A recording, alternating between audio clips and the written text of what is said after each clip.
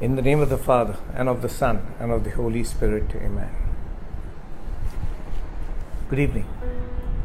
It is such a privilege to do Bible class, and I am grateful to God for it. As usual, it's Wednesday, and today we shall delve into Matthew's Gospel, chapter 14. Today we shall see the death of John the Baptist, the feeding of the 5,000. Then we'll see Jesus walking on water and Peter's faltering faith, and Jesus healing the people at Gennesaret.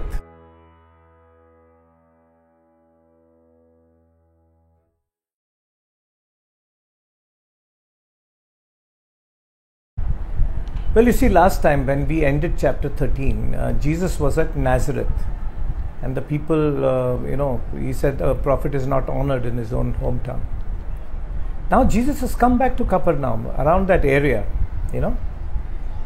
and let's read. John the Baptist beheaded. At that time Herod the Tetrarch heard the reports about Jesus, and he said to his attendants, "This is John the Baptist. He has risen from the dead. That is why miraculous powers are at work in him." This is the same Herod Antipas. Tetrarch means he was ruling over 1/4 of the territory that belonged to his father, that was Herod the Great. You remember in Bible study 11, that is when we did chapter 2 of Matthew's Gospel, I had given you a rundown of Herod and his entire family, and also what all Herod did, and all his children, grandchildren and great-grandchildren did. Today we are going to look at one aspect, Herod's sons. Herod had many sons. Of course, he killed Antipater, Alexander, Aristobulus. But the children he didn't kill were one Herod Philip, who was staying in Rome. Then Herod Archelaus, whom he preferred to be king over Judea and who was deposed by the Romans. Then Herod Antipas, who ruled over Galilee. And Herod Philip, who ruled over areas on the other side of the Sea of Galilee. So we also saw that this Herod Philip married Herodias. His niece Herodias was actually the daughter of his stepbrother Aristobulus. He married her, and Herodias went to stay in Rome. There they got their daughter Salome. Already showed you that in chapter 2. Then we also came to know that Herod Antipas went to meet the emperor in Rome, and he stayed at his brother Herod Philip's house, and there he seduced Herodias, who was his sister-in-law and actually also his niece, the wife of his brother, of course. He seduced her and he brought her back to Galilee, and he also divorced his first wife, who was actually the daughter of a Nabatean king on the other side of the Jordan. Now Herod, Antipas had a guilty conscience. That's why he's thinking that all these miracles that are taking place, John the Baptist has come again. Now what has happened to John the Baptist? We know that, let me tell you what has exactly happened. John the Baptist had been killed by Herod Antipas. Now Herod, I'll read now from verse 3. Now Herod had arrested John and bound him and put him in prison because of Herodias, his brother Philip's wife. For John had been saying to him, "It is not lawful for you to have her." Herod wanted to kill John, but he was afraid of the people because they considered John a prophet. Now, Herod was wrong, Herod Antipas. He had done something gravely wrong, not only as a human being, but also as a Jew. He had broken the Jewish law of God. I'll read further. On Herod's birthday, the daughter of Herodias danced for the guests and pleased Herod so much that he promised with an oath to give her whatever she asked. Prompted by her mother, she said, "Give me here on a platter the head of John the Baptist." The king was distressed, but because of his oaths and his dinner guests, he ordered that her request be granted and had John beheaded in the prison. His head was brought in on a platter and given to the girl, who carried it to her mother. John's disciples came and took his body and buried it. Then they went and told Jesus. Now look at this whole scenario. First of all, he had put John in prison because of his guilty conscience and because he was against his union with Herodias. It was an adulterous relationship. Herodias was very angry, and she vindictively nursed her grudge to keep it warm. She wanted revenge on John. So when she instigated her daughter to dance for Herod Antipas and his guests. Now, which royal princess will dance as a nautch girl in front of strangers? But Herodias instigated her daughter to do that. And Herod Antipas was too weak to stop her from doing it. In fact, they were all lecherously looking at her while she was dancing. She danced so wonderfully that Herod lost his mind. And like most people who lose their minds, he gave an oath. Ask me for whatever you want. She went to her mother, and the mother said, ask for the head of John the Baptist. And she did. First of all, like Jesus says, always let your yes be a yes and your no be a no. Do not give promises that you cannot keep. Of course, Herod Antipas, to keep the oath, he broke a greater law. He broke the law of God. He murdered John. Yeah. Also, Herodias used her daughter to get her revenge. Many parents do that, They are hatred for somebody, they'll use their children to get revenge. And also some parents are known for hitting their own kids to get even with their spouse. Actually, Antipas was not a bad king. But Herodias would lead him to his ruin. You remember Antipas's first wife, the Nabatean ruler's daughter? When he divorced her, the Nabatean king actually went to war with Herod Antipas and defeated him. We also see later, actually Salome was more sinned against than sinner, because her mother used her and she was young, maybe 16, 17. Shameless she was, but definitely this evil thing didn't come from inside her, it came from her mother. And you can imagine, her hand was given in marriage to her grand uncle, like a grandfather, the other Herod Philip, who ruled over the other side of the Galilee. Herod Philip, he was an old man, but Salome was married off to him. And no wonder he died early. The moment he died, Herod Philip died, that is, the husband of Salome died. Caligula was the emperor in Rome. He was very close to Agrippa. You can see it on the family tree here. Herod Agrippa the first was the son of Aristobulus and also the brother of Herodias. He gave the entire area, the tetrarchy that belonged to Herod Philip, who had died, to Herod Agrippa. So, to add to it, he also declared Herod Agrippa as king, something that Herod Antipas was not. Herod Antipas was just, was Herod, that's it. He ruled over Galilee, but he was not declared a king by Rome. Herod Agrippa was declared a king. This made his sister Herodias, who was also now the wife of Antipas, very jealous. And she said, why Agrippa should be king? Why not my husband Antipas? So she instigated Antipas, said, go to Rome, go to Caligula, tell him, you can invest some money there, do some lobbying and go there. And what is the use of all the money we have? We cannot title ourselves as king. And if I can't title myself as a queen. So you go to Caligula and plead your case before him. Herod Antipas agreed. And as he was moving to Rome, Herod Agrippa came to know of it and immediately sent his messengers to Rome, who traveled faster than Antipas and reached Rome and gave the message of Herod Agrippa to Caligula It was a message which was not true.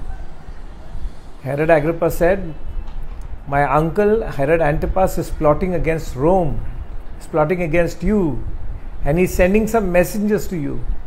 Make sure that you do not listen to him. Caligula believed Agrippa.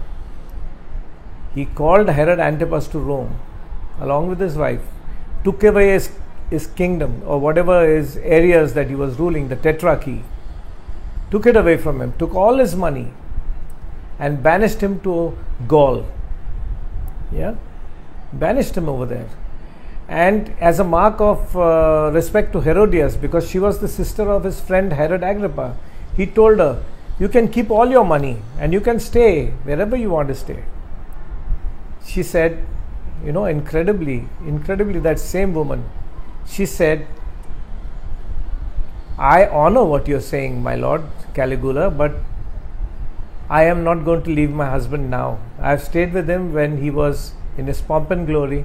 Now in his time of distress, I am going to stay with him. So she stayed with him. She stayed with him till the bitter end. In the end, Herod Antipas lost everything except the woman who loved him and ruined him. We'll go next to verse 13. Jesus feeds the 5,000.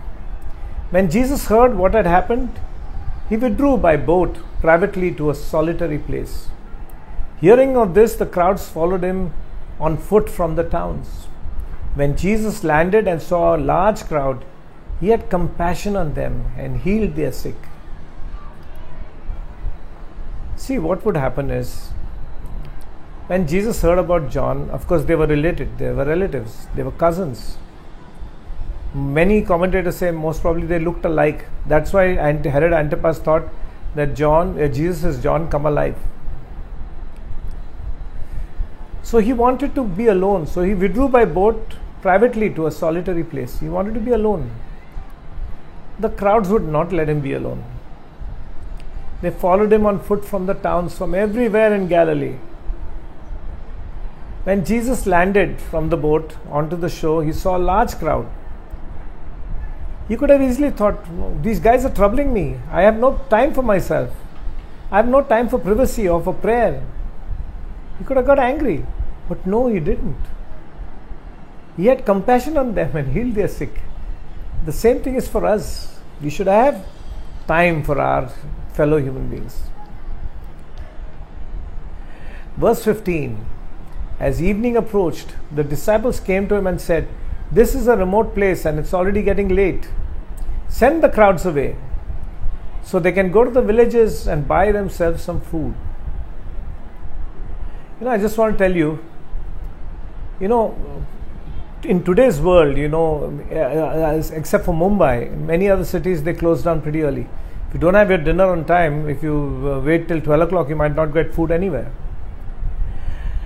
The modern world has got electricity. Imagine those days, 2000 years ago, there was no electricity, nothing. So their day ended at sundown. Whatever they had to do, they'd do it before sundown. Their dinner and everything was done and dusted by sundown. And here these people were with Jesus, and he was healing them and he was talking to them, and they were so happy to be with him, and they lost the sense of time. It was getting pretty late and it was nearly getting dark. So his apostles came to him and told him, send the crowds away so they can go to the villages and buy themselves some food.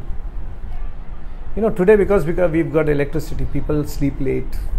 Some people don't sleep till 2 o'clock in the morning. It's the curse of modernity or technology. So let's read further. Jesus replied, they do not need to go away. You give them something to eat. We have here only 5 loaves of bread and 2 fish, they answered. They had just 5 loaves of bread and 2 fish. Those 2 fish, they are not curried fish or fried fish. They were dried fish. That's the way people could carry those fish with them. There were no refrigerators at that time. Most of the fish was dried and salted. And what fish were they? Small tarlas. That's what you get there in the Sea of Galilee. And you get other fish, but these most probably were tarlas, sardines. But the wonderful thing here is, even if you think whatever you got is inconsequential, even if you think the talent that you have is nothing, even if you think that whatever you're going to do is going to not make a difference to the world, don't think that way, because in the hands of Jesus, those 5 loaves of bread and 2 fish multiplied into food for 5,000. Yeah? So remember that. Do not ever lose hope. We'll read from verse 18. Bring them here to me, those 5 loaves and 2 fishes, he said. And he directed the people to sit down on the grass. That means it was sometime in spring, when all this took place, just before the Passover. Taking the 5 loaves and the 2 fish and looking up to heaven, he gave thanks and broke the loaves. See, Jesus said his grace. Everything that we get in this life, naked we came, naked we are going to go. And yet I don't know why, whatever we have, we keep on fighting for it. Something that never belonged to us. Here Jesus is looking up to heaven and giving thanks for what he has got. Those 5 loaves and 2 fishes. I generally, when I was younger, I never used to say my grace. And many times I used to go to 5 Gardens and I used to run. I used to run a lot. And I used to go very early morning, about 6:30, and then come back, say by 9 o'clock in the morning. I used to be famous for breakfast, absolutely hungry, bone hungry. And I would sit on the table, wait, have a wash now, so I'd sit on the table and I'd wait for my wife to give me breakfast. The moment she used to put her breakfast on the table, I'd try to wolf it down, eat it fast. One day she just stopped me. She said, wait, just a minute, before you start. And she asked me, you look at that, the tea you're drinking. I said, oh, yeah, so what? Wait a minute, she said. The milk that is in the tea, where do you think the milk came from? So you must have bought it, or it was delivered at the door. So yeah, but who delivered it? I said, somebody must have. Where did he get it from? I said, from the milk booth. Where did the milk come from the milk booth? To the milk booth. And she said, I said, people must have delivered. And she went on and on. She went up to the grass fields where the cattle must have fed. And so on it went with the bread until it went to the wheat fields and the labor in the wheat fields. And so on it went on with the eggs and the breeding of the chicken. I said, what are you getting at? She said, yeah, you know what? Thousands of people have been working for your breakfast. You need to thank God for it. See, it suddenly dawned on me why we need to say our grace. Even today, sometimes I forget to say grace. I shouldn't. Neither should you. Yeah? Okay. So shall we go further? Taking the 5 loaves and the 2 fish and looking up to heaven, he gave thanks and broke the loaves. Then he gave them to the disciples, and the disciples gave them to the people. Look at this. Then he gave them to the disciples, and the disciples gave them to the people. This is the law of life. Jesus gave it to his disciples, and the disciples gave it to the people. If we are his disciples, whatever Jesus gives us, we are supposed to give it to the people.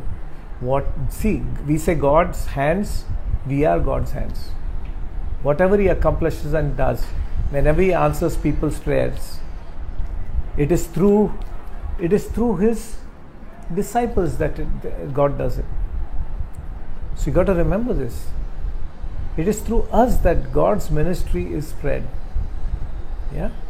Remember this. Verse 20. They all ate and were satisfied, and the disciples picked up 12 basketfuls of broken pieces that were left over. Oh, leftovers. This is a very good lesson for us. They did not just throw away the leftovers. They collected these leftovers in 12 baskets. Yeah?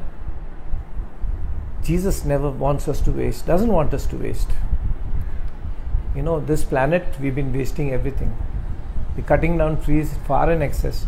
We're using water far in excess. We're using electricity and energy far in excess. the oil and everything far in excess. We are wasting away this planet, we're destroying it.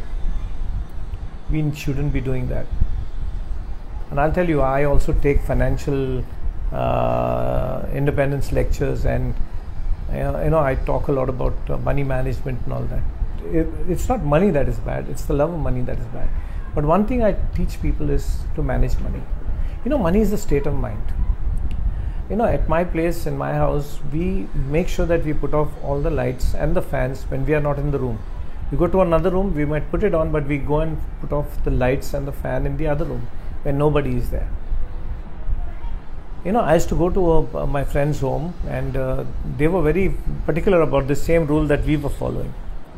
And by some great gracious luck, they inherited a lot of money from one of their relatives. And they told me about it. And then what happened was, after that, whenever I go to their house, I notice they've forgotten that rule. Their lights in all the rooms are on, their fans are on, their AC is on. They are wasting their money because they have suddenly received a lot of it. They are wasting it. Rather than wasting it, give it to the poor. Yeah. So see what Jesus did with the leftovers. They collected those leftovers. Yeah. And they must have used them and eaten it. Verse 21. The number of those who ate was about 5,000 men, besides women and children. This miracle is a very, very classic and personal miracle. It's a miracle many rationalists, they wonder whether if it's true. But let's go to it. There are three interpretations of this miracle. See, the first interpretation is a simple one, which most of us Catholics with our faith, we believe. It is the simple multiplication of the loaves and the fishes. That Jesus, by some great magic, just like he used to raise people from the dead, he just multiplied the loaves and the fish. And everybody ate and was happy. Those of us like me who believe in it, it's good for us. But there are some among us, who say, no, this cannot be possible. It's like magic. It's not possible. So what are the different interpretations, the two other interpretations that happen? I'll tell you, the second interpretation is that, some people say, from those 5 loaves, they just took little morsels of that bread and they ate. And they took little nibbles at those small little tarlas, 2, and they ate. Just like we take the Eucharist, they did that. I wonder how 5,000 people, excluding women and children, could have eaten from those 5 loaves. I just can't fathom that, which I think is not true. Yeah. So we'll leave it aside. Now the third interpretation, something that really appeals to me. See, what the third interpretation, many Bible commentators are saying is that, there among all those people, a Jew normally would walk with his basket in his hand. It was like a wicker basket with a narrow mouth, and he would walk with it. And in it was the food and all that he might store, if he was going on a journey. Now, Jesus was near the banks of the Sea of Galilee. And we know from the miracle that people would have to go back to towns to buy food. So there's no food available. So most of them must have come with their own food. So when Jesus said, give them this. So when he took his 5 loaves and 2 fishes, which the disciples themselves had, which they would be eating, and they offered it, gave thanks to God and broke it. There were a lot of selfish people who were sitting around. They must have thought, if I take out my basket, then I'll have to share it with the others. And if I share it, then I might not have anything for me. I have to eat a little bit. My stomach will be still famished and I'll be hungry. So when Jesus took out the bread that they had, broke it and started sharing it, all the people, the 5,000 people that were sitting there, all of those who had food in their baskets, they started sharing as well. So selfish people started sharing. So it was a greater miracle than even the multiplication of the loaves. I'll tell you why. The people were hungry but also selfish and afraid to share. So Jesus took the lead and he and his disciples began to share. Once they did it, they began to share with a blessing and a smile, and the rest followed. Man always had enough for his need but never enough for his greed. Remember this. If this is what happened, it must have been an even greater miracle than the multiplication of the loaves and the fishes. This is what heaven on earth would look like. It was a miracle of changing selfish people into generous ones. It was a miracle of the birth of love in selfish hearts. This is what Jesus can do to the world.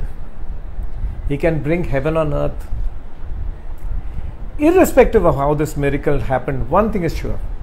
Whether it happened by multiplication of the loaves and the fishes, or whether it happened by converting the hearts of 5,000 people into selfless ones, irrespective of whatever, one thing is for sure, that when Jesus is there in our lives, the weary will find rest and the hungry soul is fed. Always. Always. We come to verse 22. Jesus walks on the water. Immediately Jesus made the disciples get into the boat and go on ahead of him to the other side while he dismissed the crowd. After he had dismissed them, he went up on a mountainside by himself to pray. Later that night he was there alone, and the boat was already a considerable distance from land, buffeted by the waves because the wind was against it. You know, in the book of John, chapter 6, the same thing after this feeding of the 5,000. The people wanted to make him the Messiah. They would have started a rebellion with Jesus as their leader, and Jesus wanted to get away from it all.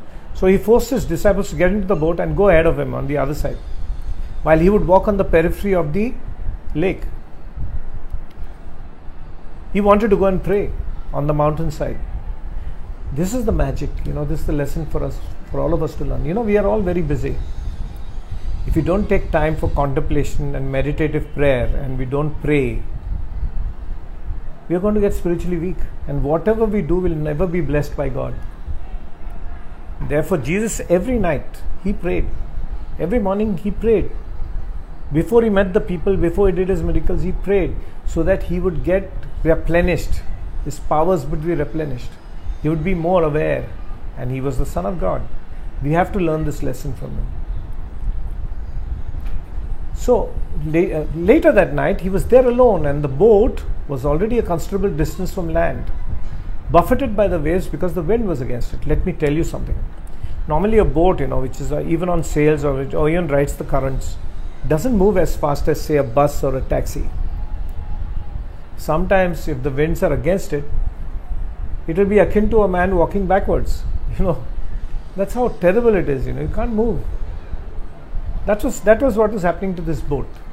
And I've already told you in the previous lessons how the shamal, or how these storms would descend upon the Sea of Galilee, and that it rake up such a storm that you couldn't imagine. So we'll read further. Verse 25. So Jesus saw them in trouble, and he saw it and he sensed it. And from where he was standing, he was walking on the periphery. After his prayers, of course, he must have thought, let me go to him. So shortly before dawn, I'm reading from verse 25. Shortly before dawn, Jesus went out to them, walking on the lake. For Jesus, everything is possible. Verse 26. When the disciples saw him walking on the lake, they were terrified. It's a ghost, they said, and cried out in fear. But Jesus immediately said to them, take courage. It is I. Do not be afraid. And as usual, Lord, if it's you, Peter replied, tell me to come to you on the water. Come, Jesus said. Peter was always impulsive. Throughout the gospel, we can see he's impulsive. He acts without thinking. Never used his intellect. He always used his heart. We'll come to that. Verse 30. Then Peter got down out of the boat, walked on the water, and came towards Jesus.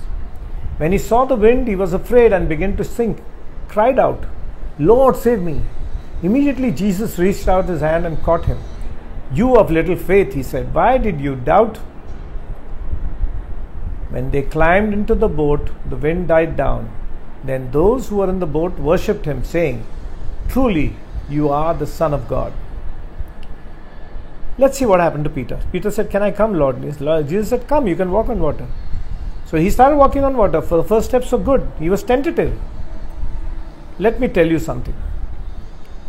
I'll tell you what happens, to a man who's learned how to walk the tightrope. Okay, he's tied a rope from one building, the terrace of building, to another building, and now he's already practiced a lot, and he's confident he'll be walking the tightrope from this building to the next. And as he's walking and his arms are holding a wooden pole, he's confidently walking. Suddenly a thought occurs in his mind: what if I fall? He looks down this side and this side. Now he's terrified. What will happen to him? He shall fall. Simple as that. He shall fall. And I told you the difference between faith and belief, you remember. You see a tightrope walker, there's a big crowd collected, and he's walking from the 10th floor terrace of a building to another 10th floor building. And he walks forward and he walks backward. Then he takes a 50-kilo sack of potatoes on his shoulder and walks backward. And as he's walking backward, the guy next to you says, wow, I'm confident he'll do it. He's thinking, are you so confident? Yeah. Will you sit on his shoulder? He says, no, I will not sit on his shoulder. He believes he can walk with 50 kilos on his shoulder, but he doesn't have faith to go and sit on his shoulder. That's the difference between faith and belief. Yeah. Okay. Now let's come to Peter. The trouble with Peter was that he was always ruled by his heart and not by his intellect. Many times he failed, but since his heart was in the right place and was full of love for Jesus, he rose after every fall, unlike Judas. He rose. He cried, wept bitterly when he denied Jesus thrice. Every time he failed, he came back and clutched at Jesus. We too should be like that. God didn't expect his saints never to fall. He expects his saints to rise up again when they fall. Yeah. I want to tell you about verse 32 and 33. And when they climbed into the boat, the wind died down. Then those who were in the boat worshipped him, saying, truly you are the Son of God. Son of God. You know why? The moment they came into the boat, the wind, as if in reverence to our Lord Jesus Christ, the Son of God, it just stopped. And they who were sitting in the boat must have been amazed and in wonderment. It came out from their heart. It came out automatically. Truly, you are the Son of God.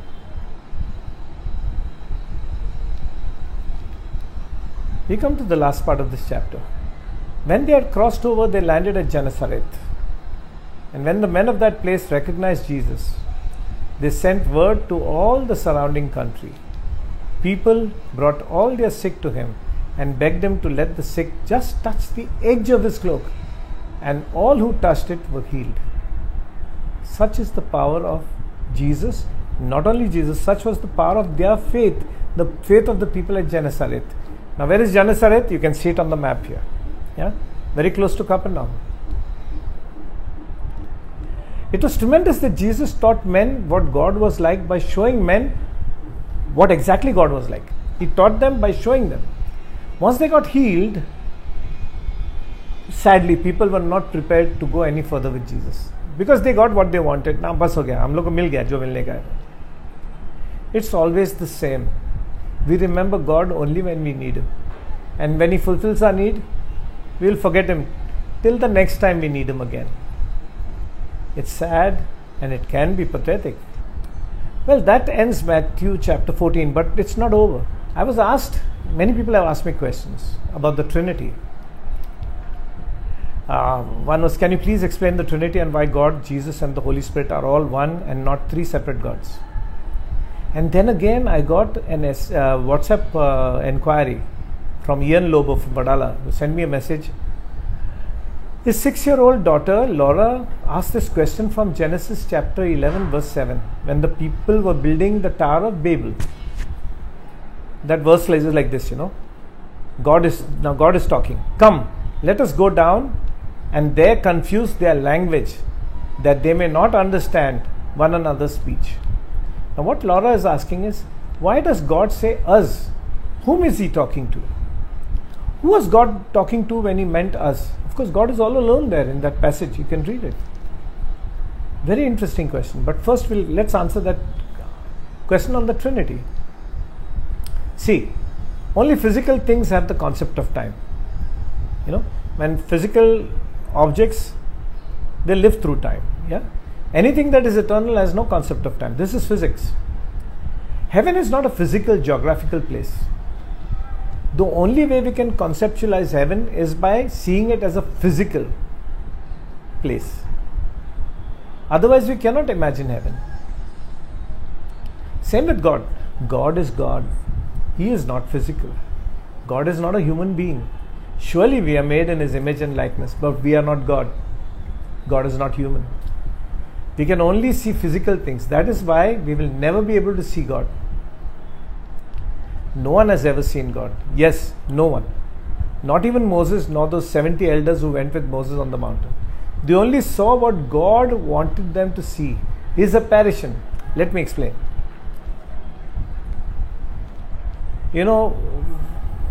God went to meet Abraham and he was sitting at the giant trees of Mamre. There is Genesis chapter 18 and 19. 3 men went to visit Abraham. Yeah, one of them was God, the other 2 were angels. Okay? Now, he went to meet him there, looked like an angel. Then God appeared to Moses in the burning bush. That's Exodus chapter 3. Moses couldn't see him. And in fact, God tells him, if you see me, you'll die. Then God appeared as a pillar of cloud in the desert to the people of Israel when they were crossing the desert. They only saw a cloud. And then when Elijah was told to go to Mount Horeb, when Jezebel was chasing him to kill him, he went up and waited in a cave for God. And God appeared to Elijah in a silent whisper. He says that when there was a thunder, God was not in the thunder. Lightning, He was not there. Rain, whatever, He was not there. And God came to him in the form of a whisper. God came to this earth, appearing on the earth, not as apparitions, not as Himself, the way He is, because He is not physical. We will never be able to see Him. To see anything, we need to see physical objects. The eye can only see physical objects. No wonder the Israelites wanted to see God, so they made their own God by making a young calf, of gold to be their God. All the prophets came, they were all killed. Nobody believed that what they were speaking was the word of God. Finally, God sent His own word. The word was made flesh and dwelt amongst us. He sent Jesus, His Son. Yeah. We call Him His Son because that's the way we can envisage. The Word, God's Word came through our Lord Jesus Christ to us. His ministry of 3 years are the words of God Himself. The Word of God is our Lord Jesus Christ, the Son of God, whom we call the Son of God. Yeah. Jesus is also God. The Maker, He is the voice of the Maker. He is the voice of God the Father. He is the Word. Yeah. And then we saw the power of God through the Holy Spirit. The power of God is the Holy Spirit that came down during Pentecost on the apostles. And see what happened to them. They got the power of God. The fear and everything vanished. No wonder today the whole world, the majority of the people are Christians. See, I'll give you an example. Why am I giving this example? Many people say God is 3 persons. See, this is my take. It's a mystery, agreed. But I am telling you what I can see. I am telling you, you don't need to follow it. See, for example, I am a son to my mother. Son. I am a husband to my wife. Husband. 2 different. Son, husband. Then I am a father to my kids. 3rd. I am a grandfather to my grandson. 4th. I am not 4 persons. I am 1. Of course, there are different ways you can see me. You can see me as a son. You can see me as a husband. You can see me as a father. You can see me as a grandfather. You can see God as the Word of God. You can see God as the power of God in the Holy Spirit. That's the only way we could envisage God. When Jesus came onto this earth, no longer was God an apparition. God came incarnate in the flesh in the form of Jesus. Okay? God the Father is our God, our Maker. Jesus is His Word made flesh, His Son. He who has seen me has seen the Father. Jesus says that. And the Holy Spirit is His force, His power, and His presence. Many are confused when I ask them to pray to the Holy Spirit. Somebody asked me, when you tell us to pray to the Holy Spirit, whom are you praying to? I said, you're praying to God. You're praying to the power of our Maker. Now regarding Laura's question, from Genesis chapter 11 verse 7, when the people were building the Tower of Babel. Come, let us go down and there confuse their language that they may not understand one another's speech. Why does God say us? Whom is He talking to? Who was God talking to when He meant us? Is God talking to Jesus? Is He talking to the Holy Spirit or the angels? God is talking to Himself, yes. The Father, Son and Holy Spirit are one, correct? So why is He saying us? I'll tell you. He is using something we call as Gnosticism or the royal we. We. You know, many times we use the word we when we are all alone. I'll tell you how. Gnosticism comes from the Latin word nos. Nos means we. For example, many times we say, a doctor comes to a patient in the hospital, how are we feeling today? We. Many times people, especially kings and prophets, would talk like this. So the writer of Genesis is writing we for God. It's a royal we. God is using it. God is alone with Himself. And remember, the Father and the Son and the Holy Spirit are one. That's how I see it. That's how I spoke to you about it. So that's all, folks. I hope I was able to explain this chapter well. So to summarize, we saw the death of John the Baptist. We saw the feeding of the 5,000, the great miracle. We saw Jesus walking on water and Peter's faltering faith. We also saw Jesus healing the people at Gennesaret. So until next Wednesday, 7 p.m. God bless. Praise God. Don't forget to like, subscribe, share and comment. In the name of the Father, the Son, the Holy Spirit. Amen.